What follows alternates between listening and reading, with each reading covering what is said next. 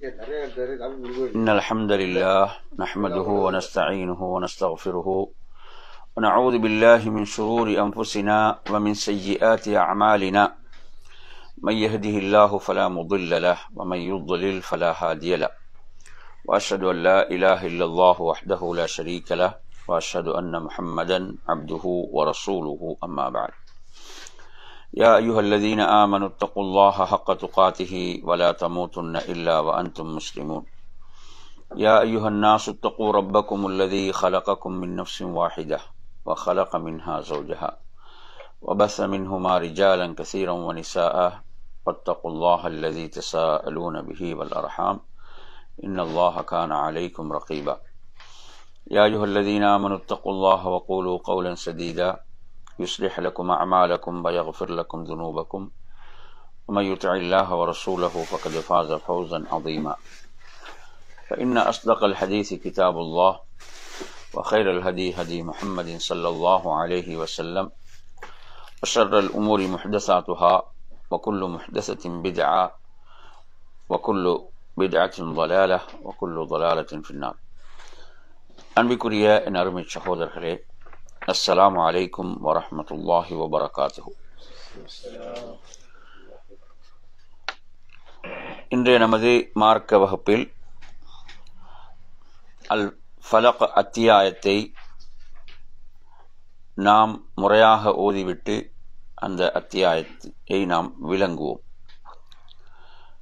நான் ஓதுவதை தொடர்ந்து நீங்கள் ஓதுங்கள். أعوذ بالله من الشيطان الرجيم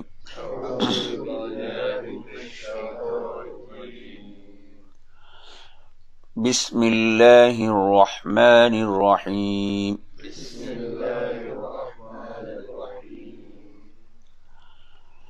قل أعوذ برب الفلق من شر ما خلق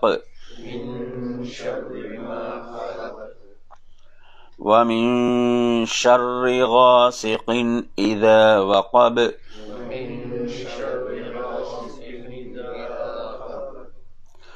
ومن شر النفاثات في العقد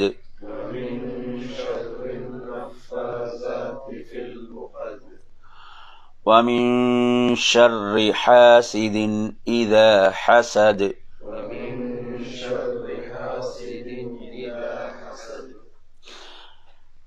சரி, இப்போ நாம் ஒவ்வொரு வார்த்தைக்குரிய பொருளையும் அறிந்து கொள்வோம். குல் என்ற வார்த்தை, குல் என்றால் கூறுவீராக, குல் என்றால் கூறுவீராக. அஊது என்றால் நான் பாதுகாப்பு தேடுகிறேன். பிரப் என்றால் ரப்பிடம், இறைவனிடம். அல் ஃபலக், அல் ஃபலக் என்ற வார்த்தை என்ன? அதிகாலை, அதிகாலையின், வைகரையின் என்ற அர்த்தம் அல் ஃபலக். அல் ஃபலக் என்ற அந்த வார்த்தையை பொறுத்தவரையில் இந்த அல் ஃபலக் என்ற வார்த்தைக்கு இமாம் புகாரி ரஹிமஹுல்லா அவர்கள் வைகரை என்ற பொருளை என்ன செய்திருக்கிறாங்கன்றா தேர்வு செய்திருக்கிறாங்க என்ற ஒரு விளக்கத்தை நாம் பார்க்கலாம். அதே போன்று ஃபலக் என்ற வார்த்தையை நீங்க எடுத்தீங்கன்னு சொன்னா அல்லாஹு தஆலா குர்ஆன்ல சொல்றான், இன்னல்லாஹ ஃபாலிகுல் ஹப்பி வன்னவா. அதாவது ஹப் என்ற வார்த்தை எடுத்தா வித்துக்கள், நவாண்டா கொட்டைகள். அல்லாஹ் இவற்றை என்ன செய்கிறான்? வெடிக்கச் செய்து, பிளக்கச் செய்து பயிர்களை முளைப்பிக்கிறான். எனவே அந்த வெடிக்கச் செய்தல் நான் சொல்றது, வெடிக்கச் செய்பவன், பிளக்கச் செய்வன் அர்த்தம் அந்த ஃபலக் என்ற வார்த்தைக்கு இருக்குது சொல்றது. அதே மாதிரி இன்னல்லாஹ ஃபாலிகுல் இஸ்பாஹ், நிச்சயமாக அல்லாஹ் அதிகாலையை உதிக்கச் செய்கிறான் என்று குர்ஆன்ல வருகிறது.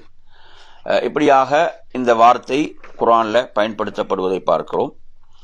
எனவே இந்த இடத்துல பார்த்தீங்கன்னு சொன்னா பிரப்பில் ஃபலக். அப்ப ஃபலக் என்ற வார்த்தையை நீங்க எடுத்தீங்கன்னா வைகரை, அதிகாலை என்ற அர்த்தம் இதற்கு இருக்கிறது.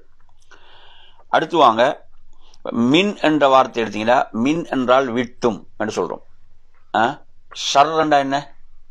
தீங்கு. ஷர்ரண்டா தீங்கு, தீமை. இப்ப தீங்கை விட்டும், ஷர்ரை விட்டும். மா ஹலக், மா ஹலக். இப்ப ஹலக என்றால் படைத்தான், ஹலகண்டா படைத்தான். இப்ப இங்க மா செய்யறது. இப்ப மா ஹலக் என்றால் படைத்தவற்றின், படைத்தவற்றின் என்ற அர்த்தம் வந்துடும். மா ஹலக். புரியுதா சொல்றது? இப்ப நாங்க ஓதக்கூடிய துவா ஒன்று இருக்குது. எந்த துவா? மாலையில் எந்த துவா சொல்லுங்க பாப்பா. அவுது பிகலிமாத்தில்லாஹி தாம்மாத்தி மின் ஷர்ரி மா ஹலக். அப்படிதானே? ஒரு சஹாபி, முஸ்லிம்ல வர ஹதீஸ், ஒரு சஹாபி அல்லாஹ்வுடைய தூதர்ட்ட வந்து என்ன சொன்னார்? என்னை ஒரு தேல் கொட்டி விட்டதுன்னு சொன்னார். அல்லாஹ்வுடைய தூதர் சொன்னாங்க, இதை நீங்கள் நேற்று இரவு இதை நீங்கள் ஓதி இருந்தால், பாரிஹாண்ட வார்த்தை ஹதீஸ்ல வருகிறது, ஓதி இருந்தால் அது உங்களை தீண்டி இருக்காது, அது உங்களை தீண்டி இருக்காது. அப்ப எனவே இந்த துஆவை வந்து ஒருவர் மாலையில் ஓதுவது, மாலையில் ஒரு முறை இந்த துஆவை ஓதுவது விஷஜந்துக்கள் தீண்டுவதை விட்டு அதனுடைய தீங்குகள் வந்து ஒருத்தருக்கு பாதுகாப்பு இருக்கிறது. அவுது பிகலிமாத்தில்லாஹி தாம்மாத்தி மின் ஷர்ரி மா ஹலக்.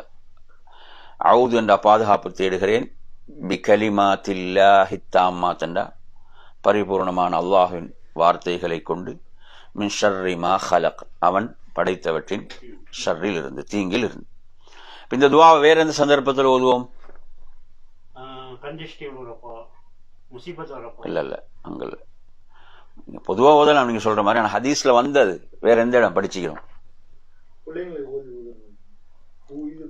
அது வேற. அவுது பிகலிமாத்தில்லாஹி தாம்மாத்தி மின் குல்லி ஷைத்தானின் வஹாம்மா வ மின் குல்லி ஐனில் லாம்மா. அது தனக்கு ஓதும் போது, பிள்ளைகளுக்கு ஓதும் போது உஈதுக, பன்மையில ஓதும் போது உஈதுகும், உஈதுகும் பன்மையில, உஈதுகும் பிகலிமாத்தில்லாஹி தாம்மா மின் குல்லி ஷைத்தானின் வஹாம்மா வ மின் குல்லி ஐனில் லாம்மா. உஈதுகி என பெண்பால், உஈதுகி பிகலிமாத்தில்லாஹ். உஈதுகண்டா ஆண் பால்ல ஒருமை, உஈதுகுமாண்டா ஆண் பால் பெண்பால் இரண்டிலையும் பயன்படுத்தலாம். உஈதுகுமா. புரியுதா? சரி, இப்ப நாங்க கேட்க வந்தது என்ன?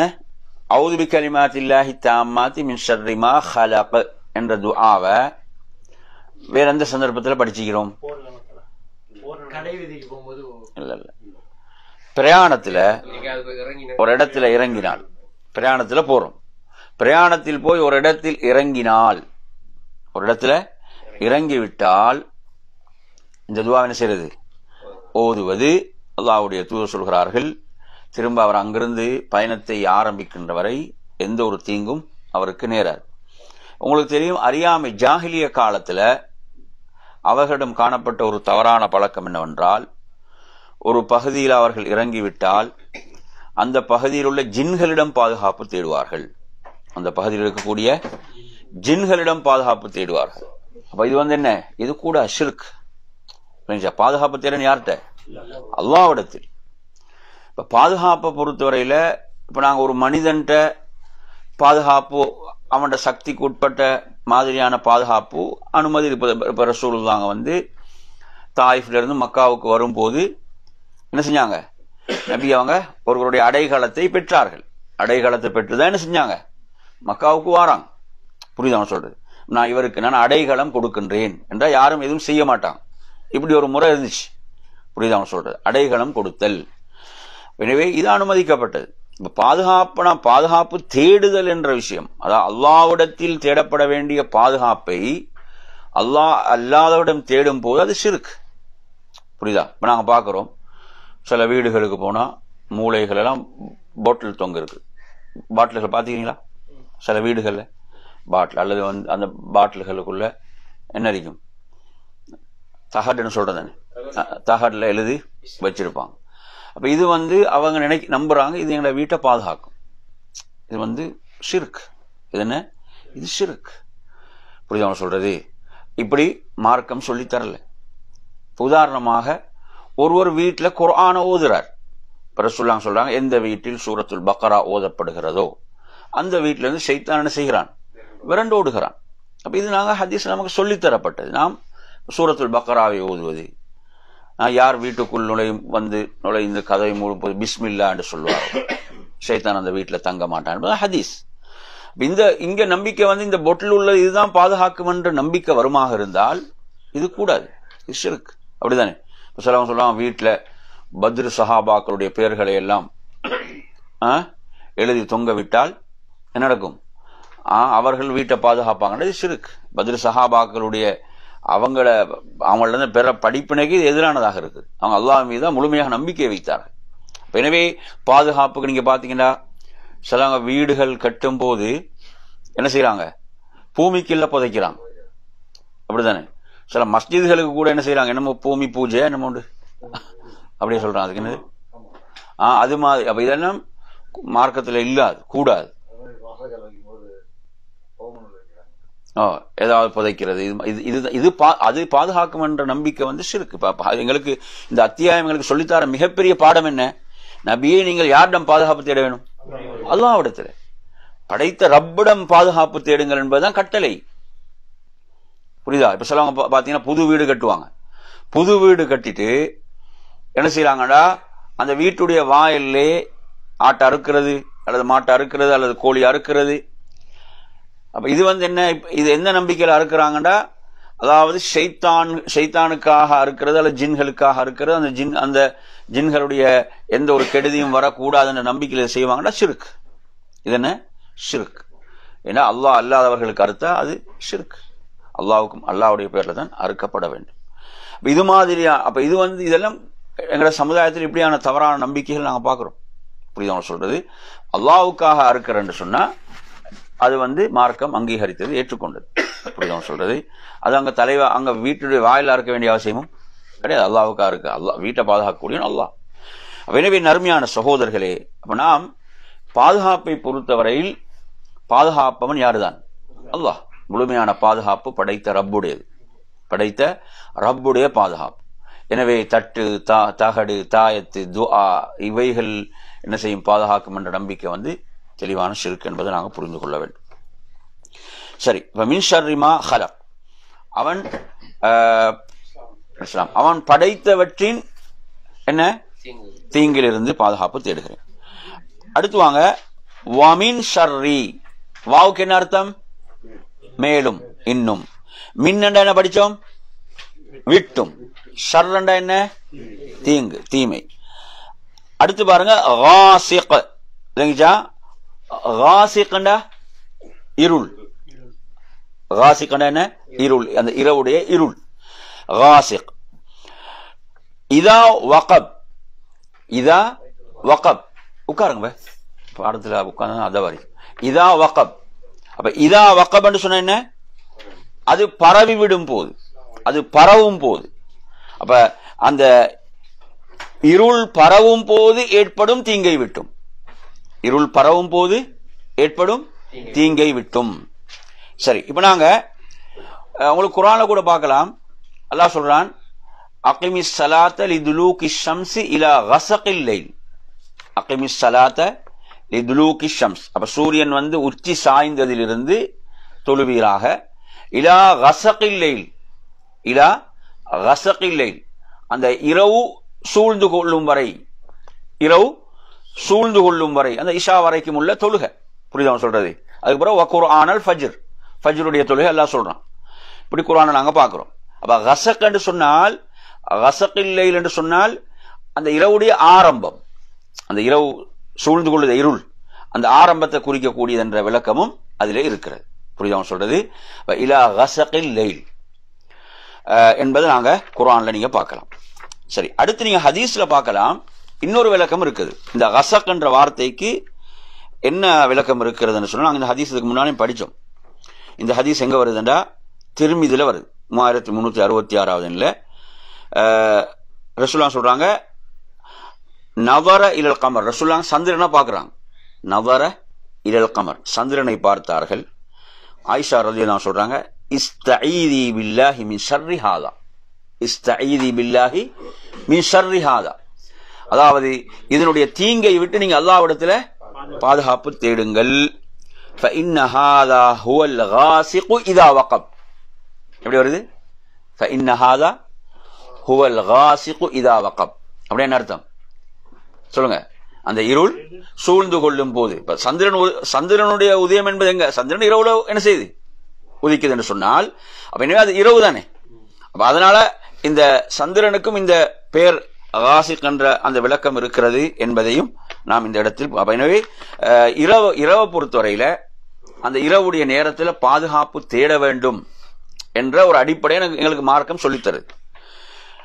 அடுத்து வாங்க, வமின் ஷர்ரின் நஃபாசாத்தி ஃபில் உகத். வாவண்ட அர்த்தம் என்ன? இன்னும் மேலும். மின்னண்டா விட்டும், ஷர்ரண்டா தீங்கு. அன் நஃபாசாத், அன் நஃபாசாத், நஃபாசாத்ண்டா ஊதும் பெண்கள். நல்லா புரிஞ்சுக்கோங்க, ஊதும் பெண்கள். ஃபில் உகத், உகத்ண்டா முடிச்சு, முடிச்சுகளில் ஊதும் பெண்களின் ஷர்ரை விட்டு என்ன செய்கிறேன்? பாதுகாப்பு தேடுகிறேன் என்பது அர்த்தம். அடுத்து வாங்க, அடுத்த வாவுக்கு என்ன அர்த்தம்? மேலும். மின்னண்டா விட்டும், ஷர்ரண்டா தீங்கை. ஹாசிதின், ஹாசிதண்டா பொறாமைக்காரன். நல்லா பாருங்க, ஹாசிதன் அர்த்தம் பொறாமை கொள்பவன், பொறாமைக்காரன். இதா ஹசத் என்ன? பொறாமை கொள்ளும் போது, பொறாமைக்காரன் பொறாமை கொள்ளும் போது ஏற்படும் தீங்கை விட்டும் பாதுகாப்பு தேடுகிறேன். இப்ப நாங்க வார்த்தைகளுக்குரிய அர்த்தத்தை பார்த்துட்டோம். இப்ப நாங்க விளக்கத்தை பார்ப்போம். சில விளக்கங்கள் நான் உங்களுக்கு சொன்னேன், இன்னும் சில விளக்கத்தை நாங்க இதுல பார்ப்போம். உதாரணம் நீங்க எடுத்தீங்கன்னு சொன்னா, இப்ப முதலாவது விடயம் குல் அஊது பிரப்பில் ஃபலக், குல் அஊது பிரப்பில் ஃபலக். வைகரையின் ரப்பிடம், அதிகாலை பொழுது, புரியுதா சொல்றது? அதிகாலையின் இறைவன். ரப்பன்ற வார்த்தை இருக்குதானே, நாங்க சென்ற வாரம் ரப்பன்ற வார்த்தைக்கு உங்களுக்கு ஒரு விளக்கம் சொன்னோம். இப்ப நீங்க எடுத்தீங்கன்னா குல் அஊது பிரப்பின் நாஸ்ன்னு தான் ஆரம்பிக்குது, அங்கேயும் ரப்பன்னு தான் ஆரம்பிக்குது, இங்கேயும் எப்படிதான் ஆரம்பிக்குது? ரப்பன்னு தான் ஆரம்பிக்குது. குல் அஊது பிரப்பில் ஃபலக். ரப் என்றால் நாங்க என்ன படிச்சோம்? ரப்பன்றது நாங்க படிச்ச விளக்கம் என்ன? நிர்வகித்தல், அப்படித்தானே? யாவற்றையும் நிர்வகிப்பவன் தான். ருபூபியத் என்ற வார்த்தை இருக்கே, இப்ப ரப்பன், அந்த ருபூபியத் என்ற வார்த்தை அதிலிருந்து வந்ததுதான் அந்த ரப்பன் வார்த்தை. இப்ப ருபூபியத் என்ற என்ன அர்த்தம்? நிர்வகித்தல், புரியுதா சொல்றது? அப்ப யாவற்றையும் நிர்வகிப்பவன் யாரு? அல்லாஹ். அப்ப செயல்கள் நல்லா புரிஞ்சுங்க, அவனது செயல்களில் அவனை ஒருமைப்படுத்துதல், அவனது செயல்களில் அவனை ஒருமைப்படுத்தல் என்பது என்ன? ருபூபியா. அந்த யாவற்றையும் செய்பவன் யாரு? அல்லாஹ் ஒருவனே. இப்ப யாவற்றையும் படைத்து பரிபாலிப்பவன் தான் வணக்கத்துக்கு தகுதியானவன், வணக்கத்துக்குரியவன், புரியுதா சொல்றது? எனவே ரப்பன்ற வார்த்தையை நீங்க எடுத்தீங்கன்னா பெரும்பாலும் இப்ப உலகத்துல உள்ள முஸ்லிம்கள் அல்லாத வேறு மதங்களை சார்ந்தவர்களும் இந்த விஷயத்துல கடவுளை ஏற்றுக்கொண்டிருக்கிறாங்க இல்லையா? இப்ப நீங்க இஸ்லாம் அல்லாத ஏனைய மதங்களை, கொள்கை கோட்பாடுகளை எடுத்தாலும் இறைவன் ஒருவன் இருக்கிறான் என்பதை என்ன செய்திருக்கிறார்கள்? ஏற்றுக்கொண்டிருக்கிறார்கள் இல்லையா? நாத்திகர்கள் என்றவர்கள் ஒரு குறைந்த ஒரு சாரார், குறைந்த ஒரு சாரார், புரியுதா சொல்றது? அதுவும் அவர்களுக்கு ஒரு திணிக்கப்பட்ட ஒன்றாகத்தான் அது இருக்கிறது. இப்ப பொதுவா நீங்க எடுத்தீங்கன்னா மனித வரலாற்றில், அதனால அறிஞர்கள் சொல்லுவார்கள், வரலாற்று ஆசிரியர்கள், மனித வரலாற்றில் அந்த இறை சிந்தனை இல்லாமல் என்ன ஒரு காலம் கிடையாது. அந்த சிந்தனை என்பது மனிதனுக்குள் இருந்து கொண்டேதான் அது இருக்கிறது, அது இருந்து கொண்டேதான். அதனால ரசூலுல்லாஹ் சொல்றாங்க, குல்லு மௌலூதின் யூலது அலல் ஃபித்ரா, ஒவ்வொரு குழந்தையும் ஃபித்ராவின் மீது பிறக்கிறது, ஒவ்வொரு குழந்தையும் ஃபித்ராவில் தான் பிறக்கிறது. ஃபித்ரா என்றது அதாவது இறைவனை பற்றிய ஒரு சிந்தனை அந்த ஃபித்ராவோடு தான் பிறக்கிறது என்று ரசூலுல்லாஹ் சொல்றாங்க. அந்த பிள்ளை வளரக்கூடிய சூழல், அவங்களோட பெற்றோர்கள் தான் அந்த பிள்ளையை யூதர்களாக, கிறிஸ்துவர்களாக, மஜூசிகளாக மாற்றுகிறார்கள், புரியுதா சொல்றது? எனவே ரப்பன்ற வார்த்தையை நாங்க புரிஞ்சு கொள்ள வேணும். நாங்க ஆரம்பத்தில் சொன்ன மாதிரி அது ஒரு பரந்த ஒரு வார்த்தை. அந்த ரப் யாவற்றையும் படைத்து பரிபாலிக்கக்கூடியவன் தான் வணக்கத்துக்குரியவன். அடுத்து வாங்க மின் ஷர்ரி மா ஹலக் இருக்குதானே. இப்ப மின் ஷர்ரி மா ஹலக் என்றால் அவன் படைத்தவற்றின் தீங்கிலிருந்து பாதுகாப்பு தேடுகிறேன். இப்ப அவன் படைத்தவற்றின் தீங்கில் இருந்தாண்டா அதுல எல்லாம் வந்துடுமா இல்லையா? எல்லாம் வந்துவிடுமா இல்லையா? அனைத்தும் வந்துவிடும். புரியுதா அவன் சொல்றது? அப்ப அடுத்து 3 விஷயங்கள் சொல்லப்படுது. அந்த 3 விஷயங்கள் அதற்குள்ள வருமா வராதா? வரும். என்ன 3 விஷயம் முன்னாடி பார்த்தோம்? என்னென்ன சொல்லுங்க. இரவினுடைய இருள் சூழ்ந்து கொள்ளும் நேரம், வேலை. சரி, அடுத்து என்ன? முடிச்சுகளில் ஊதி பார்க்கும் பெண்கள். மந்திரித்து ஊதி பார்க்கும் பெண்கள் 2வது. 3வது என்ன? பொறாமைக்காரன் பொறாமை கொள்ளும் போது ஏற்படும் தீங்கு. அப்ப இந்த 3 விஷயங்கள் பின்னாடி தனித்தனியாக சொல்லப்படுகிறது என்றால் அறிஞர்கள் சொல்லக்கூடிய ஒரு முக்கியமான விளக்கம் என்னவென்று சொன்னால், அதாவது இவைகள் இந்த 3ம் மறைமுகமான தீங்குகள். இதெல்லாம் என்னது? மறைமுகமான தீங்குகளாக இருப்பவைகள். இந்த தீங்குகள் மறுபடியும் சொல்லப்படுகிறது என்றால் இதனுடைய தீங்கு என்பது ஆபத்தானது, மிக ஆபத்தான தீங்குகள் இதில் இருக்கின்றன. அதனால்தான் அல்லாஹு தஆலா திரும்பவும் அந்த 3ஐ என்ன செய்யறான்? சொல்கிறான், மின் ஷர்ரி மா ஹலக் என்று. அடுத்து நீங்க எடுத்தீங்கன்னா மின் ஷர்ரி மா ஹலக், அவன் படைத்தவற்றின் தீங்கில் இருந்து என்று சொன்னால், அதாவது நாங்க நமது சிந்தனையில் எடுக்க வேண்டிய முதல் விடயம் தான் நமது நஃப்ஸ். என்ன? நமது நஃப்ஸ். இப்ப நஃப்ஸை வந்து நீங்க எடுத்தீங்கன்னா, இப்ப ரசூலுல்லாஹ் ஒவ்வொரு பயான ஆரம்பிக்கும் போதும் சொல்லக்கூடிய வார்த்தையில் என்ன இருக்குது? வனஊது பில்லாஹி மின் ஷுரூரி அன்ஃபுஸினா. என்ன அர்த்தம்? வனஊது பில்லாஹி மின் ஷுரூரி அன்ஃபுஸினா என்ன அர்த்தம்? வனஊது பில்லாஹ், அல்லாஹ்விடம் பாதுகாப்பு தேடுகிறோம், மின் ஷுரூரி அன்ஃபுஸினா, எமது நஃப்ஸுகளுடைய தீங்கிலிருந்து, தீங்கை விட்டும். அப்ப நஃப்ஸுடைய தீங்கு என்ன? நஃப்ஸுடைய தீங்கு என்ன? நஃப்ஸ் வந்து என்ன செய்யும்? தவறானதை தூண்டும். அப்படித்தானே? இப்ப நாங்க சூரத்து ஷம்ஸ் என்ற அத்தியாயத்தை நீங்க எடுத்து படிச்சு பாத்தீங்கன்னா, அல்லாஹ் வந்து நஃப்ஸுக்கு 2 விதமான உணர்வுகளை கொடுத்ததாக சொல்றான். எத்தனை? ஃபஅல்ஹமஹா ஃபுஜூரஹா வ தக்வாஹா. அப்ப நஃப்ஸுக்கு 2 விதமான உணர்வுகள். என்ன?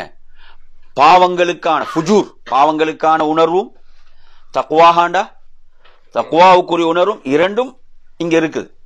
புரியுதா? 2க்கு மத்தியில் என்ன நடக்கும்? போட்டி நடந்து கொண்டே இருக்கும். அல்லாஹ் அதுல சொல்றான், கது அஃப்லஹ மன் ஸக்காஹா. போட்டி நடக்கும். போட்டியில தக்வாவை கொண்டு யார் தூய்மைப்படுத்திக் கொண்டார்களோ அவர்கள் வெற்றி அடைந்தார்கள். வகத் ஹாப மன் தஸ்ஸாஹா. பாவங்களை கொண்டு எவர் பாழ்படுத்திக் கொண்டாரோ அவர் நஷ்டமடைந்து விட்டார். அப்ப இங்க ஒரு போராட்டம் நடந்து கொண்டே இருக்கும், மௌத்தாவும் வரைக்கும். நல்லா புரிஞ்சுக்கோங்க, மரணம் வரைக்கும், மௌத்து வரைக்கும் ஒரு போராட்டம் இருக்கிறது இல்லைங்களா? போராட்டத்தில் தக்வாவை கொண்டு யார் உறுதியாகினார்களோ அவங்களுக்கு போராட்டம் லேசிதான். ஆனா போராட்டம் இருந்து கொண்டே இருக்கும். ஷைத்தான் அதற்குரிய வாய்ப்புகளை, அவகாசங்களை பார்த்து கொண்டே இருப்பான். நாங்க போன வாரம் படிச்ச அந்த அல் ஹன்னாஸ், என்ன, அவன் மறைந்திருந்து அவன் பார்த்து கொண்டே வெயிட் பண்ணி கொண்டே இருப்பான், அவனுக்கு சாதகமான சூழல் வரும் வரைக்கும், அவனுக்கு சாதகமான சூழல் வரும் வரைக்கும். புரியுது அவன் சொல்றது? அப்ப எனவே நன்றாக புரிந்து கொள்ளுங்கள். இங்கு இந்த அவன் படைத்தவற்றின் தீங்கன்னு சொன்னா நஃப்ஸ்.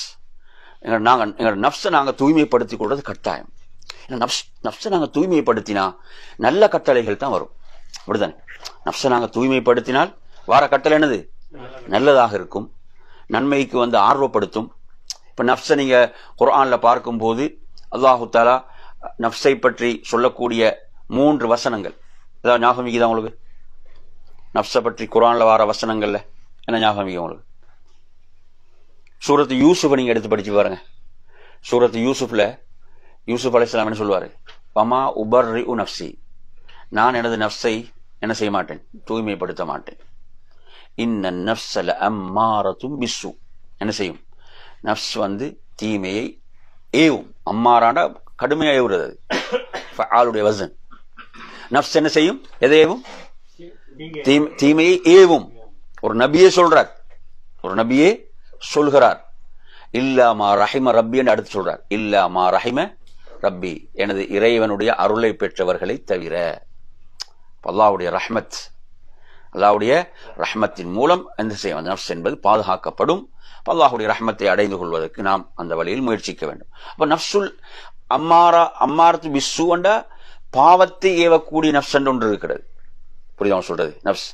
அதே மாதிரி எடுத்தீங்கன்னு சொன்னா நப்சுல் லவ்வாமான்னு ஒன்று இருக்கு. அது எங்க இருக்குது? சூரத்துல் கியாமா எடுத்து படிங்க. லா உக்ஸிமு பியௌமில் கியாமா வலா உக்ஸிமு பின் நஃப்ஸில் லவ்வாமா. அப்ப அந்நஃப்சுல் லவ்வாமா என்றால் என்னென்றால், அதாவது பழிக்கக்கூடிய நஃப்ஸ். பழிக்கக்கூடிய நஃப்ஸ். பழிக்கக்கூடிய நஃப்ஸ் எப்படி? அதாவது உங்களுக்கு சொல்லும், நீ இப்படி செய்திருக்க கூடாது, நீ இப்படி பேசியிருக்க கூடாது, நீ இந்த நல்லமலை விட்டு இருக்க கூடாது, இந்த பாவத்தை இப்படி வந்து என்ன செய்யும் நஃப்ஸ் உங்களுக்கு அதுக்குள்ள வரும். அதுதான் லவ்வாமா. இப்ப நஃப்ஸ் உயிரோட தான் இருக்குது, பிரச்சனை இல்லை. அப்ப என்ன செய்யுது? அங்கிருந்தே சுற்றி காட்டக்கூடிய அந்த சிக்னல்கள் வருது. புரியுதா? இப்படி ஒன்று இருக்குது. அடுத்து அல்லாஹ் ஒன்று சொல்றான், நஃப்சுல் முத்மஇன்னான்றான். ஐயத்துஹன் நஃப்சுல் முத்மஇன்னா. அப்ப முத்மஇன்னா என்று சொன்னால் அது வந்து இறை திருப்திக்காக, அந்த இறை திருப்தியை இலக்காக கொண்டு இறைவனுடைய பொருத்தத்தை பெற்ற நஃப்ஸ். அதுதான் உயர்ந்தது. அதைத்தான் அந்த இலக்க நோக்கி நாங்க போக வேண்டும். யா ஐயத்துஹன் நஃப்சுல் முத்மஇன்னா இர்ஜிஇ இலா ரப்பிகி ராதியத்தம் மர்தியா. எனவே இப்படி நீங்க எடுத்தீங்களா, அவன் படைத்தவற்றின் தீங்கிலிருந்து பாதுகாப்பு தேடுகிறேன் என்று சொன்னால் அதுல நமது நஃப்ஸ் உட்பட அனைத்துடைய ஷர்ர்களையும் அது உள்ளடக்கும். அப்ப அதிலிருந்து நாங்க அல்லாஹ்விடத்தில் பாதுகாப்பு தேடிக்கொண்டே இருக்க வேண்டும். அதே மாதிரி எடுத்தீங்கன்னா இப்ப நாங்க படிச்சோம் வமின் ஷர்ரி காசிகின் இதா வகப். அப்ப இரவினுடைய அந்த இருள் சூழ்ந்து கொள்ளும் போது ஏற்படக்கூடிய ஷர்ர்கள் இல்லைங்களா, அந்த ஷர்ர்கள் வந்து நாங்க பாதுகாப்பு தேட வேண்டும். ரசூலுல்லாஹ் சொல்றாங்க, அந்த நேரத்தில் உங்களோட வீட்டு கதவை மூடி வைங்க. புரியுது அவன் சொல்றது? இரவு தானே, அந்த இரவு வந்து சூழக்கூடிய நேரத்தில் உங்களோட வீட்டு கதவை நீங்க என்ன செய்யுங்க? மூடி வைங்க. அதை இரவு முழுமையாக பிறகு திறக்கலாம், பிரச்சனை இல்லை. இப்படி ஹதீஸ்ல வருது. அதே மாதிரி உங்களோட பிள்ளைகளை வெளியில திரிய விடாதீங்க அந்த நேரங்கள்ல. புரியுதா? ஏன்னா ஷைத்தான்கள் சுற்றி திரியக்கூடிய நேரம் என்ற ஹதீஸ் வருகிறது. அப்ப இது மாதிரியான ஷர்றுகள் இருந்து நாங்க பாதுகாப்பு தேட வேண்டிய அந்த நேரம் அவ்வாறான ஷர்றுகள் இருக்கின்றன என்பதை நாம் புரிந்து கொள்ள வேண்டும். அதே போன்று எடுத்தீங்கன்னு சொன்னா வமின் ஷர்ரின் நஃபாசாத்தி ஃபில் உகத். இப்ப முடிச்சுகளில் ஊதக்கூடிய பெண்கள், ஏன் இது பெண்பாலில் பயன்படுத்தப்படுகிறது என்பதை அறிஞர்கள் விளக்கும் போது என்ன சொல்கிறார்கள் சொன்னால், அதாவது இவ்வாறான சூனியங்களை பெண்கள் அதிகமாக செய்த காரணத்தால் தான் என்ன செய்யப்படுகிறது, இப்படியான இந்த பிரயோகம் இங்கு பயன்படுத்தப்படுகிறது. அடுத்து நாங்கள் நன்றாக புரிந்து கொள்ள வேண்டும், இந்த வசனத்தில் நாங்கள் பெற வேண்டிய விளக்கங்கள்ல, அதாவது சூனியம் என்பதை பொறுத்தவரையில நன்றாக புரிந்து கொள்ளுங்கள், அல்லாஹுடைய நாட்டப்படி அதன் மூலம் பாதிப்பு நிகழும் என்பதுதான் என்ன நேர்வழியில் சென்ற இந்த இஸ்லாமிய உம்மத்துடைய நம்பிக்கை, அஹ்லு சுன்னா வல் ஜமாவுடைய நம்பிக்கை. அல்லாஹு தஆலா குர்ஆன்ல சொல்வது போன்று வமாஹும் பிலாரின பிஹி மின் அஹதின் இல்லா பிஇذنில்லாஹ். அல்லாஹுடைய அனுமதி இன்றி என்ன செய்யாது, அதனால எந்த பாதிப்பையும் நிகழ்த்த முடியாது. அல்லாஹ் நாடினால் என்ன இருக்குது, அதில் பாதிப்பு இருக்கிறது. புரியுதா சொல்றது? அப்படியே அடுத்த வசனத்தை பாருங்க, வமின் ஷர்ரி ஹாசிதின் இதா ஹசத். இப்ப பொறாமைக்காரன் பொறாமை கொள்ளும் போது, இப்ப பொறாமையுடைய மோசமான விளைவுதான் சூனியம் என்பது. பொறாமையுடைய மோசமான விளைவுதான் எது? சூனியம். இப்ப நபி அவர்களுக்கு மதீனாவில் உள்ள யூதர்கள் சூனியம் வைத்தார்கள் என்றால் அது பொறாமையின் வெளிப்பாடு. எதனுடைய வெளிப்பாடு அது? இப்ப லபீத் பின் அஸம் என்ற யூதன், ஹதீஸ்ல புகாரில் நீங்க படிக்கலாம், லபீத் பின் அஸம் என்ற யூதன் அல்லாஹ்வுடைய தூதருக்கு சூனியம் செய்தான், சூனியம் வைத்தான் என்பது ஆதாரப்பூர்வமான ஹதீஸ். புரியுதா சொல்றது? அது அவர்களுக்கு அல்லாஹ் கொடுத்த ரிசாலத், தூதுத்துவத்தில் அது எந்த பாதிப்பையும் ஏற்படுத்தவில்லை. நன்றாக புரிந்து கொள்ள, அது அல்லாஹ் பாதுகாக்கிறான். ரிசாலத் தூதுத்துவத்தில் அது எந்த பாதிப்பையும் அது ஏற்படுத்தவில்லை. நன்றாக அப்ப என்ன ஹதீஸ்ல எந்த அளவு தெளிவா வருதுன்னா, ஆயிஷா ரலியல்லாஹு அன்ஹா வந்து அல்லாஹ்வுடைய தூதர் சொல்றாங்க, ஆயிஷாவை நான் எந்த விஷயத்தில் தீர்வை அல்லாஹ்விடம் கேட்டுக்கொண்டிருந்தேனோ அதில் அல்லாஹ் எனக்கு தீர்வை தந்து விட்டான். என்ன அவ்வளவு தெளிவாகத்தான் ரசூலுல்லாஹ் இருந்தாங்க. புரிஞ்சா? ரசூலுல்லாஹ்களுக்கு ஒன்று அந்த மனைவிமார்களிடம் செல்லாமலே சென்றது போன்ற ஒரு உணர்வு தான் அதில் இருந்துச்சே தவிர, அல்லாஹ்விடத்தில் நான் இதற்கு தீர்வை பிரார்த்தித்துக் கொண்டிருந்தேன், அல்லாஹ் எனக்கு தீர்வை தந்தான் ரசூலுல்லாஹ் சொல்றாங்க. நன்றாக புரிந்து கொள்ளுங்கள். எனவே நறுமையான சகோதரர்களே, இப்ப இந்த இடத்துல இப்ப யூதர்கள் அல்லாஹுடைய தூதரின் மீது கொண்ட பொறாமையின் காரணத்தால் என்ன செய்தார்கள்? சூனியம் செய்தார்கள். நீங்க குர்ஆன்ல கூட எடுத்து படிச்சு பாருங்க, அல்லாஹு தஆலா எப்படி சொல்கிறான் என்று சொன்னால், வத்த கஸீரும் மின் அஹ்லில் கிதாபி லவ் யருத்தூனகும் மின் பஅதி ஈமானிக்கும் குஃபாரன் ஹஸதம் மின் இந்தி அன்ஃபுஸிஹிம். எப்படி? வத்த கஸீரும் மின் அஹ்லில் கிதாப், வேத கொடுக்கப்பட்டவர்கள் அதிகமானவர்கள் விரும்புகிறார்கள். லவ் யருத்தூனக்கும் மின் பஅதி ஈமானிக்கும், நீங்க ஈமான் கொண்ட பிறகு ஈமானை விட்டு முர்த்தத்தாகி விட வேண்டும், ஈமானை விட்டு மதம் மாறிவிடும், ஈமானை விட்டு வெளியேறிவிட வேண்டும் என்று அந்த வேதம் கொடுக்கப்பட்டவர்கள் என்ன செய்கிறார்கள்? அதில் அதிகமானவர்கள் விரும்புகிறார்கள். எதனால? அவர்களிடம் உள்ள அவன் நஃப்ஸில் உள்ள பொறாமையின் காரணத்தால், அவனோட குஃபுரும் ஹசதன் பொறாமையின் காரணத்தால். புரியுது சொல்றது? அப்ப பாருங்க, இது சத்தியம் என்று அவர்களுக்கு தெரிந்தும், சத்தியம் என்று அவர்களுக்கு தெரிகிறது, சத்தியத்தை அவங்க என்ன செய்யல? சொல்லுங்க, ஏற்றுக்கொள்ளவில்லை. சத்தியத்தை ஏற்றுக்கொள்ளவில்லை என்பது மட்டுமல்ல, சத்தியத்தில் இருந்தவர்களும் என்ன செய்ய வேணும்? சத்தியத்தை விட்டு வெளியேற வேண்டும் என்று அவர்கள் விரும்பினார்கள். இது எதனுடைய வெளிப்பாடு? பொறாமையுடைய வெளிப்பாடு என்று அல்லாஹு தஆலா சொல்கிறான். எனவே அல்லாஹ்வுடைய தூதருக்கு எப்படியாவது தீங்கு செய்ய வேண்டும் என்று அவர்கள் சூழ்ச்சி செய்து கொண்டே இருந்தார்கள். அதனால்தான் ஹைபர் போர்ல ரசூலுல்லாஹ்களுக்கு என்ன விஷத்தை கலந்த ஆட்டிறைச்சி கொடுக்கப்பட்டது, யூதர்கள் செய்தார்கள். அதே மாதிரி சூனியத்தால் அல்லாஹ்வுடைய தூதருக்கு அவர்கள் பாதிப்பை ஏற்படுத்தினாலும் அல்லாஹ் என்ன செய்தான்? தனது தூதரை பாதுகாத்தான். இதுல நீங்க ஒரு துவாவை கூட பாருங்க. ஜிப்ரீல் அலைஹிஸ்ஸலாம் அவங்க அல்லாஹ்வுடைய தூதரை நோய் விசாரிக்க வருவார்கள். 2 ரிவாயத் வருது, முஸ்லிம்ல வருது. ஜிப்ரீல் அலைஹிஸ்ஸலாம் வந்து அல்லாஹ்வுடைய தூதர்ட்ட என்ன சொல்றாங்க? யா முஹம்மத் இஸ்தகைத, முஹம்மதே. அவங்க ஜிப்ரீல் அலைஹிஸ்ஸலாம் முஹம்மதேன்னு கூப்பிடுவாங்க, அவங்க கூப்பிடுவாங்க. சஹாபாக்கள் வேறு யாரும் அப்படி அழைக்க முடியாது, யா நபி அல்ல யா ரசூல் அழைக்க வேண்டும். அவங்க என்ன சொல்றாங்க? இஸ்தகைத, நீங்க அல்லாஹ்விடத்தில் நீங்க முறையிட்டீர்களா? உங்களோட நோயை நீங்க முறையிட்டீர்களா? அல்லாஹ்விடத்தில் தீர்வு தேடிக்கொண்டிருக்கிறாங்க. அல்லாஹ்விடத்தில் தீர்வை தேடிக்கொண்டு அல்லாஹ் எனக்கு தீர்வை தந்தான்னு சொல்றாங்களே. இப்ப நஅம்னு சொல்றாங்க, சொல்லிட்டு போகுது. அப்ப அவங்க ஓதிய துவாவை பாருங்க. ஜிப்ரீல் அலைஹிஸ்ஸலாம், இந்த துவா உங்களுக்கு பெரும்பாலும் பாடமா இருக்கும். பிஸ்மில்லாஹி அர்கீக், பிஸ்மில்லாஹி அர்கீக் மின் குல்லி ஷைஇன் யுதீக், மின் குல்லி ஷைஇன் யுதீக் வ மின் ஷர்ரி குல்லி நஃப்ஸின். பாருங்க எப்படி வருது? வ மின் ஷர்ரி குல்லி நஃப்ஸின் அவ் ஐனின் ஹாசிதின், அவ் ஐனி ஹாசிதின் அல்லாஹு யஷ்வீக் பிஸ்மில்லாஹி அர்கீக். இப்ப பிஸ்மில்லாஹி அர்கீக் என்ன அர்த்தம்? அல்லாஹுடைய பெயரை கொண்டு நான் உங்களுக்கு ஓதி பார்க்கிறேன், அல்லாஹுடைய பெயரை கொண்டு உங்களுக்கு நான் ஓதி பார்க்கிறேன். மின் குல்லி ஷைஇன் யுதீக் என்ன? உங்களுக்கு தொல்லை தரும் அனைத்திலிருந்தும், உங்களுக்கு நோவினை தரும் அனைத்திலிருந்தும். மின் ஷர்ரி குல்லி நஃப்ஸின், எல்லா நஃப்ஸுடைய அனைத்து நஃப்ஸுடைய ஷர்ரை தீங்கை விட்டும். அவ் ஐனி ஹாசிதின், அல்லது என்ன? பொறாமைக்காரனின் கண்ணிலிருந்து, பொறாமைக்காரனின் கண்ணுடைய ஷர்ரை விட்டு. அல்லாஹு யஷ்வீக், அல்லாஹ் உங்களுக்கு குணமளிப்பானாக, நிவாரணம் அளிப்பானாக. பிஸ்மில்லாஹி அர்கீக், திரும்பவும் சொல்றாங்க அல்லாஹுடைய பெயரை கொண்டு ஓதிப்பார். இதுதான் அவங்க ஓதின ஒரு ரிவாயத். இன்னொரு ரிவாயத்துல வருது அதே முஸ்லிம்ல, பிஸ்மில்லாஹி யுப்ரீக் என்று வருது. பிஸ்மில்லாஹி யுப்ரீக் என்ன அர்த்தம்? அல்லாஹுடைய பெயரை கொண்டு அல்லாஹ் உங்களை குணப்படுத்துவானாக, அல்லாஹ் உங்களை குணப்படுத்துவானாக. வமின் குல்லி தாஇன் யஷ்வீக், ஒவ்வொரு நோயிலிருந்தும் அல்லாஹ் உங்களை குணப்படுத்துவானாக. வமின் ஷர்ரி ஹாசிதின் இதா ஹசத், பொறாமைக்காரன் பொறாமை கொள்ளும் போது ஏற்படும் ஷர்ரை விட்டும். வஷர்ரி குல்லி தி ஐனின், ஒவ்வொரு கண்ணுடைய தீங்கை விட்டும் அல்லாஹ் உங்களை என்ன செய்வானாக? குணப்படுத்துவானாக என்று துவா வருகிறது. இப்படியான ஹதீஸ்களும் இருக்கின்றன. எனவே அருமையான சகோதரர்களே, அந்த அடிப்படையில் நீங்க எடுத்து பார்த்தீங்கன்னு சொன்னா, இப்ப இந்த அத்தியாயத்துல வரக்கூடிய இந்த செய்திகள், இப்ப பொறாமையை பொறுத்தவரையில பொறாமையை பற்றி நாங்க தெரிந்து வைத்திருக்கிறோம். பொறாமை என்பது உதாரணமாக எப்படி வரக்கூடிய ஒன்று பொறாமை என்று சொன்னால், விளங்கிச்சா, எங்களோட அக்கம் பக்கத்தில் உள்ள விஷயத்தான் எங்களுக்கு பொறாமை வரும். பில்கேட்ஸ் பணக்காரன் ஆகிக்கிறான்றதுக்கு எங்களுக்கு பொறாமை வருமா? அம்பானி பணக்காரன் ஆகிக்கிறானுக்கு பொறாமை வருமா? எங்களுக்கு பொறாமை வரும் என்ன?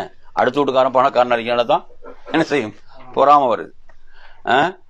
அடுத்த பக்கத்தில் உள்ளவர்களுடைய முன்னேற்றத்தில் தான் பொறாமை ஏற்படுது. பொறாமை என்பது ஏற்படுகிறது. இப்போ பொறாமையை பொறுத்தவரையில இது மார்க்கம் தடுத்த ஒன்று, ஹராம். இது மார்க்கம் தடுத்த ஒன்று. இதிலிருந்து நாங்க விலகிக்கொள். நாங்க ஒரு ரசூலுல்லாஹ் சொல்றாங்க, ஈமானுடைய உள்ளத்துல பொறாமை சேராதுன்றாங்க. எந்த உள்ளத்துல ஈமான் இருக்கிறதோ அந்த உள்ளத்துல ஹசத் குடிகொள்ளாதுன்றாங்க. அவ்வளவு ஈமானுக்கு ஒரு பலம் இருக்கிறது, பொறாமை தடுக்கக்கூடிய ஒரு பலம் இருக்கிறது. அதனால நாங்கள் என்ன செய்ய வேண்டும்? பொறாமையிலிருந்து பாதுகாப்பு தேட வேண்டும்.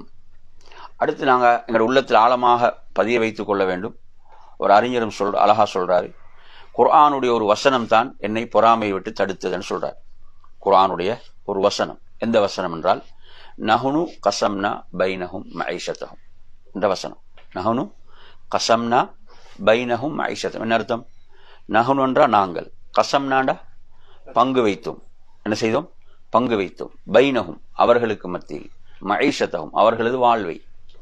அப்ப அல்லாஹ் இந்த உலகத்தில் உள்ள வசதி வாய்ப்புகளை பங்கு வைத்தது யாரு? அல்லாஹ். இந்த உலகத்துல ஒவ்வொரு வசதி வாய்ப்போட வாழ்றாங்கன்னா இதை பங்கு வைத்தவன் அல்லாஹ். நாம் என்ன செய்ய இயலாது. நாங்க ஏன் பொறாமைப்பட வேணும்? இதை பங்கு வைத்தவன் அல்லாஹ். புரியுதா? இது குர்ஆனுடைய வசனம். நஹ்னு கஸம்னா பைனஹும் மஈஷத்தஹும் என்று அல்லாஹ் தஆலா சொல்கிறான். எனவே நறுமையான சகோதரர்களே, அந்த அடிப்படையில நாங்க அல்லாஹ்விடத்துல பொறாமை விட்டு பாதுகாப்பு தேட வேண்டும். அதே போன்று பொறாமைக்காரனுடைய ஷர்ரை விட்டு நாங்கள் செய்யணும், பாதுகாப்பு தேடணும். அந்த ஷர்ரும் ஆபத்தானது, அதுவும் பயங்கரமானது. புரியுதா சொல்றது? எனவே அந்த அடிப்படையில இந்த அத்தியாயம் மிக முக்கியமான ஒரு அத்தியாயம். நாங்க அல்லாஹ்விடத்துல இந்த அத்தியாயத்தை கொண்டு பாதுகாப்பு தேடுகின்ற மிக முக்கியமான சந்தர்ப்பங்கள் என்னென்ன படிச்சோம்? தொழுகைக்கு பிறகு நாங்க ஓதுவது சூரத்துல் இக்லாஸ், சூரத்துல் ஃபலக், சூரத்துல் நாஸ். இரவில் தூங்கச் செல்லும் போது ஓதுவது, காலையில் மாலையில் இதெல்லாம் பாதுகாப்பு. அவ்வளவு என்ன ஒரு பாதுகாப்பு ஒரு அடியானுக்கு. அல்லாஹ்வுடைய பாதுகாப்பு தான் முழுமையான நிறைவான பாதுகாப்பு. அந்த அடிப்படையில் நறுமையான சகோதரர்களே, பொறாமை என்பது உங்களுக்கு தெரியும், வானத்தில் நடந்த முதல் பாவம், பூமியில் நடந்த முதல் பாவம். இந்த 2 பாவங்களுக்கும் காரணம் பொறாமை தான். வானத்தில் நடந்த முதல் பாவத்துக்கும் பூமியில் நடந்த முதல் பாவத்துக்கும் காரணமாக இருந்தது பொறாமை. குர்ஆன் எடுத்து படிச்சு பாருங்க. 17வது அத்தியாயம் அல்லாஹு தஆலா சொல்கிறான், 62வது வசனமாக வருகிறது. அதாவது எனக்கு மேலான, பாருங்க எப்படி சொல்றான் இப்லீஸ், எனக்கு மேலாக கண்ணியப்படுத்திய இவரை பார்த்தாயா? நீ எனக்கு மறுமை நாள் வரை அவகாசம் கொடுத்தால் நான் இவருடைய சந்ததிகளில் சிலரை தவிர மற்றவர்களை நிச்சயமாக வழிகெடுத்து விடுவேன். அப்ப இப்லீசுடைய பொறாமை என்பது கியாமத் நாள் வரைக்கும். எப்படி? அவன் இங்க பொறாமப்பட்டது என்ன? ஆதம் அலைஹிஸ்ஸலாத்தை அல்லாஹ் கண்ணியப்படுத்தினான். ஆதம் அலைஹிஸ்ஸலாத்தை அல்லாஹ் கண்ணியப்படுத்தினான் என்று அவன் பொறாமை கொண்டான். ஆதம் அலைஹிஸ்ஸலாத்துக்கு மலக்குகள் சுஜூத் செய்தார்கள். அவனுக்கும் அல்லாஹ் சுஜூத் செய்யுமாறு கட்டளையிட்டான். அவன் மறுத்து விட்டான். ஏன்? அவனுக்கு பொறாமை. ஆதம் அலைஹிஸ்ஸலாத்துக்கு இவ்வளவு பெரிய சிறப்பு. அதனால் அவன் என்ன செய்தான்? அல்லாஹ்வுக்கு மாறு செய்தான், அழிந்து போனான். புரியுதா? அதே போன்றுதான் பூமியில் நடந்த முதல் பாவம். ஆதம் அலைஹிஸ்ஸலாத்துடைய 2 பிள்ளைகள், ஒருவர் மற்றவரை என்ன செய்கிறார்? கொன்று விடுகிறார். ஏன்? அவர் செய்த நன்மை அல்லாஹ்விடத்தில் ஏற்றுக்கொள்ளப்பட்டது, நான் செய்த நன்மை அல்லாஹ்விடத்தில் ஏற்றுக்கொள்ளப்படவில்லை என்ற காரணத்துக்காக.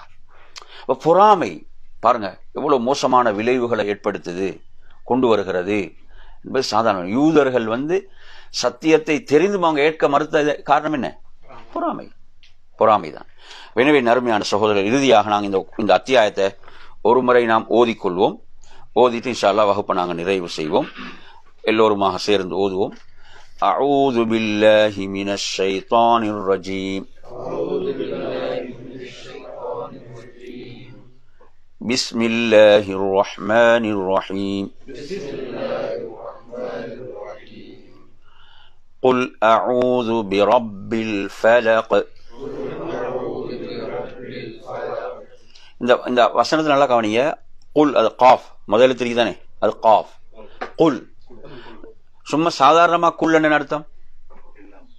சும்மா சாதாரணமா நீங்க குல்லண்டா சாப்பிடு, குல் குல்லண்டா சாப்பிடு, குல் குல் சொல்லுவாங்க தானே, கேட்டீங்களா? குல் குல் குல் என்ன அர்த்தம்? சாப்பிடு. அந்த குல் இல்லை, இது குல் காஃப். இது என்ன? குல். அஊது அந்த தால ஓதும் போது அஊசுன்னு ஓதக்கூடாது. சிலவங்க ஜேயா ஓதுவாங்க, ஜாய் என்று சொல்றோம் தானே. அஊசு அப்படி இல்லை ஓதுறது. அது ஓதணும் தால். எப்படி ஓதணும்? தால். அஊது. எப்படி? அஊது. அஊதுன்னு ஓதக்கூடாது. அஊது என்றாலும் அர்த்தம் பிள்ளை ஆயிடும். அஊது என்ன அர்த்தம்? அஊது என்றா நான் மீண்டேன், திரும்பினேன். அஊது என்ன அர்த்தம்? மீண்டேன். தால். அஊது என்ற ஓதினா தான் பாதுகாப்பு தேடினேன். அஊது. பிரப்பின் ரா பிரப்பின் ரா உயர்த்த வேணும். சும்மா பிரப்பின் சிம்பிளா ரா ஓதுறது இல்லை. ராவை என்ன செய்யணும்? உயர்த்தணும். பிரப்பின் ரா பிரப்பின் நாஸ். சரி, இங்க பிரப்பில் ஃபலக் ஃபலக் அந்த காஃப் இருக்கு கடைசியில, அது காஃப் ஃபலக் என்று ஓதுறது. ஃபலக் அதுக்கு சொல்லுவாங்க அரபுல ஒரு சட்டம், அந்த தஜ்வீதுல ஒரு சட்டம் இருக்கு, கல்கலா. கல்கலாண்டா அசைத்து ஓதுதல். கல்கலா என்னது? அசைத்தல். அதுல 5 எழுத்து இருக்குது. காஃப், தா, பா, ஜீம், தால். நாங்க அந்த எழுத்துக்கள் வரும்போது படிப்போம். இந்த இந்த இந்த அத்தியாயத்திலே பாத்தீங்கன்னா 3 எழுத்து வருது. இந்த இதுல நாங்க பார்த்தா அந்த சட்டம் 3 இடத்துல வருது. இப்ப ஃபலக் எப்படி ஓதுவோம்? ஃபலக் ஃபலக் இல்லையா? அது அசைத்து ஓதுன்னு சொல்றது.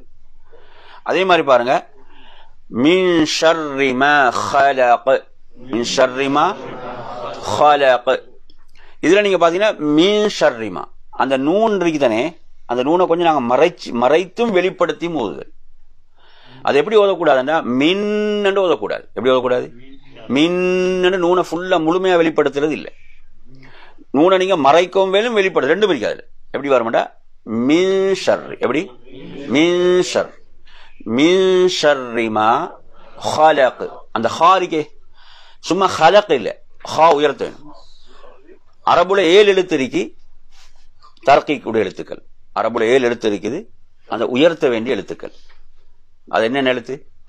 ஹா, சாது, லாது, கைன், தா, காஃப், லா. இந்த 7 எழுத்தும் என்ன செய்யப்படும்? உயர்த்தப்படும். ரா சில இடங்களில் உயர்த்தப்படும், சில இடங்களில் தாழ்த்தப்படும். அது நாங்கள் அதையும் பார்ப்போம். எனவே ஓதும்போது ஹலக் எப்படி ஓதும்? ஹலக் என்று ஓதும். அதே மாதிரி பாருங்க, வமின் ஷர்ரி காசிகின், கா அதுவும் உயர்த்த எழுத்தான். கா காசிகின் எப்படி ஓதும்? காசிகின். வமின் ஷர்ரி காசிகின் ஓதுங்க. காசிகின் இதா வகப். பாருங்க அந்த ப பா எதுல பார்த்தோம்? கல்கலா அசைத்து ஓதுல தானே. வகப் எப்படி ஓதுவோம்? வகப் நிப்பாட்டுறது இல்ல, வகப் ஓதுறது இல்ல, வகப் எப்படி? வகப் என்று ஓதுவோம். புரியுதா? அதுவும் அசைத்து ஓதக்கூடிய எழுத்துக்கள். அந்த இடத்துல வரும்போது அப்படி அசைப்போம். வசனத்துடைய கடைசியில் வர வேணும், அல்லது சுக்கூன் பெற்று வரும்போது அந்த சட்டத்தை திரும்ப படிப்போம். அடுத்து வமின் ஷர்ரின், வமின் ஷர்ரின் நஃபாசாதி சொல்லுங்க. நஃபாசாதி ஃபில் உகத். அந்த தாலும் அசைத்து வரக்கூடிய எழுத்தான். ஃபில் உகத் எப்படி ஓதும்? ஃபில் உகத் நிறுத்த மாட்டோம். ஃபில் உகத், ஃபில் உகத், ஃபில் உகத். காஃப் உயர்த்த எழுத்து. ஃபில் உகத் என்று ஓதும். இதுல நீங்க நிறைய பேர் தவறு விட்டு என்ன தெரியுமா? நஃபா ஜாத்தி என்னுவாங்க. ஜா இது ஜா இல்ல, இது சா. நஃபாசாதி. நஃபஸண்டா ஊதுறது, நஃபஸண்டா ஊதுறது. எச்சில் வராம ஊதக்கூடியது சொல்லுவாங்க நஃபஸ. அப்ப நஃபாசாதி ஃபில் உகத். நஃபாசாதி இல்ல, எப்படி ஓதக்கூடாது? ஜாத்தின்னு ஓதக்கூடாது. எப்படி ஓதணும்? நஃபாசாதி, நஃபாசாதி. வமின் ஷர்ரின் நஃபாசாதி ஃபில் உகத். அடுத்து பாருங்க, வமின் ஷர்ரி ஹாசிதின் இதா ஹஸத். வமின் ஷர்ரி ஹாசிதின் இதா ஹஸத். அதுல ஹஸத் அதுவும் அசைத்து ஓதுற எழுத்தான் கடைசியில. ஹஸத். இதுல பாருங்க, அசைத்து ஓதுற எழுத்துல காஃப் வருது, பா வருது, தால் வருது. எல்லாம் கடைசியில தான், இறுதியில தான் வரும். எனவே இந்த சூரத்துன் ஃபலக் அத்தியாயத்தை நாங்கள் ஓதும் போது இந்த விஷயங்களை கொஞ்சம் என்ன செய்யணும், கவனத்தில் கொள்ள வேண்டும். இது உங்களுக்கு இதில் சந்தேகங்கள், கேள்விகள் இருந்தால் கேட்டு விளக்கம் பெற்றுக் கொள்ளலாம். அஸ்ஸலாமு அலைக்கும் வரஹ்மத்துல்லாஹி வபரகாத்துஹு.